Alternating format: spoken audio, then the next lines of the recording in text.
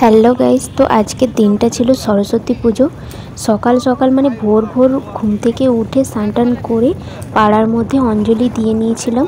তো অঞ্জলি দেওয়া হয়ে যাওয়ার পর আমার হাজব্যান্ড খাওয়া দাওয়া করে ও চলে গিয়েছিল অফিস। তো অফিসে তাড়াতাড়ি ছুটি করে বাড়ি এসে আমায় বললো, তো চলো আমি তোমাকে একটা জায়গায় নিয়ে যাবো। তো কোথায় যাচ্ছি তো তোমরা দেখতেই পাচ্ছ। তো আমরা চলে এসেছি তমলুক টাউনে। তো গাইস, সামনেই আমাদের বিবাহ বার্ষিকী। তো দেখতে দেখতে দেখো আমি ওর সঙ্গে 6টা বছর কাটিয়ে দিয়েছি। তো 5 বছরের বিবাহ বার্ষিকীও আমি একটা গিফট পেয়েছিলাম। তো এইবার 6 বছরে আমি একটা বিবাহ বার্ষিকীর গিফট নেওয়ার জন্য তো চলে এসেছি সোনা দোকানে। তো কি নিয়েছি সেটা জানতে গেলে কিন্তু অবশ্যই শেষ পর্যন্ত ভিডিওটা দেখতে হবে। তো আমরা জিনিসটা কিনে নিয়ে একটু বেড়াতে এসেছিলাম। এটা হচ্ছে আমাদের নারায়ণপুরের নদী বাঁধ। তো এইখানে আমরা বেড়াতে আসছিলাম, কিন্তু সরস্বতী পুজোর দিন এত মানুষের ভিড়, মানে কি বলবো, জানোই তো তোমরা, বাইক নিয়ে ছেলে মেয়ে মানে প্রচণ্ড মানে যাতায়াত করছে, মানে খুব অসুবিধা হচ্ছিল আমাদের। তো তাই জন্য দেখো ওখান থেকে সোজা চলে এসেছি একটা রেস্টুরেন্টে। আমরা এসেছি এই হাই রোডের কাছে, নিমতৌড়ি হাই রোডের কাছে একটা রেস্টুরেন্ট।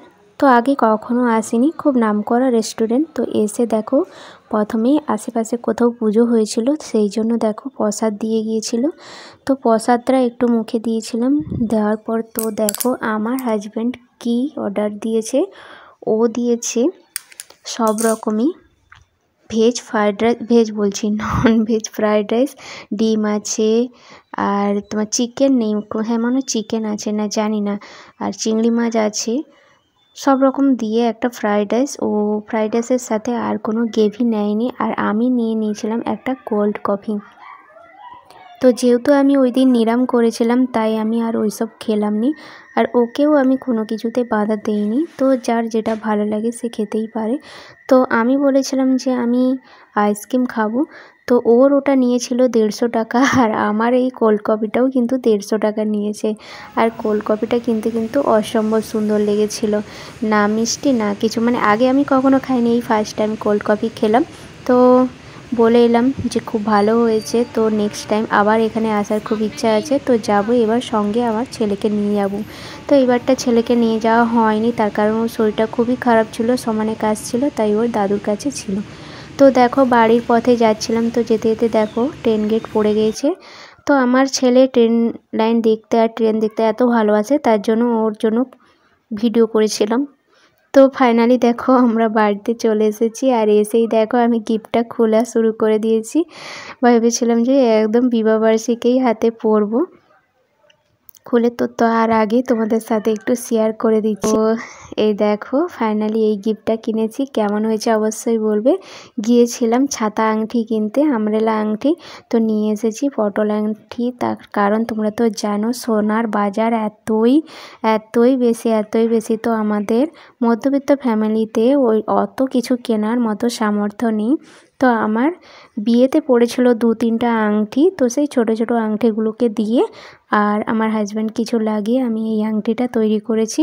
তো অনেক দিনের একটা শখ বলতে পারো, বিয়ের আগে এই শখটা ছিল যে আমি একটা বড় এই এটাকে কী বলে পটল আংটি কিনবো।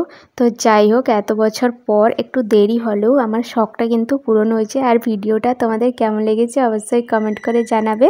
আর আমার বরকে বললাম তুমি একটু আমার হাতের মধ্যে পরিয়ে দেখো কেমন লাগছে। তো আংটিটা তোমাদের কেমন লেগেছে অবশ্যই কমেন্ট করে জানাবে। আর ভিডিওটা ভালো লাগলে অবশ্যই বেশি বেশি করে লাইক শেয়ার সাবস্ক্রাইব করে দেবে। তো তোমরা কিন্তু অবশ্যই জানাবে যে আমার এই আংটিটা তোমাদের কেমন লেগেছে। ও তোমাদের তো জানানোই হয়নি যে আংটিটা কত দাম নিয়েছে। তো আংটিটা আমার ওয়েট আছে 4.45। তো আমার যে আংটিগুলো বিক্রি করেছিলাম, তো ওখান থেকে আমি 30,000 টাকা পেয়েছিলাম, আর বাকি 10,000 টাকা লাগিয়ে টোটাল 40,000 টাকা নিয়েছে। তো তোমরা তো জানো আংটির একটা বাজার আছে, জিএসটি আর মজুরি সব কিছু নিয়ে আমার এই আংটিটার দাম পড়েছে কিন্তু 40,000 টাকা। তো তোমাদের কেমন লেগেছে অবশ্যই কমেন্ট করে জানাবে। আমার তো খুব ভালো লেগেছে, আর সবথেকে বড়ো কথা যে আমাকে এই গিফটটা করেছে তার অনেক অনেক অনেক ভালো লেগেছে, আর তার ভালো লাগাই আমার ভালো লাগা। তো আজকের ভিডিওটা কিন্তু এই পর্যন্ত। সবাই ভালো থেকো, সুস্থ থেকো, টাটা বাই বাই।